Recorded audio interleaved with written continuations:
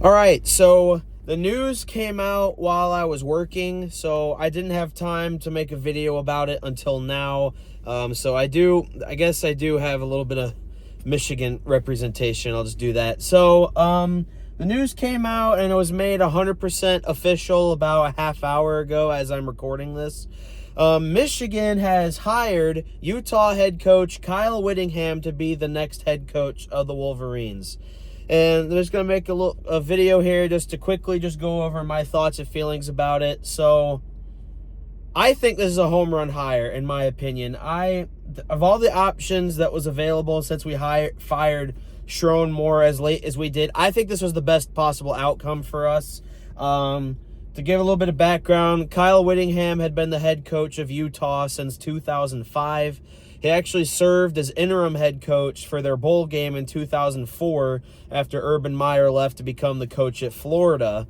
So he's been at Utah for over 20 years. A couple weeks ago, he announced his intent to resign as Utah head coach, making us think he was going to retire. He's 66 years old. But all of a sudden, earlier today, it says Michigan is aiming on hiring Whittingham as the next head coach. And I'm like, okay, well, last time I saw that, they were talking about Kenny Dillingham from Arizona State, but he ended up staying over there. But then later on, as day goes on, it says Michigan is set to hire. And then as day went on, it's like, okay, yeah, this is actually going to happen. So he's been there since 2005. Whittingham compiled a 177-88 record with the Utes, had an 11-6 record in bowl games, and went 11-6 against his biggest rival, BYU. I'm very excited about this hire personally. I feel better about this than I did when Sharon Moore. And you could go back to my channel and watch the video I made about when we hired Sharon Moore, or even the video I made of me reacting to Jim Harbaugh leaving to go to the Chargers. I said I wanted Sharon Moore.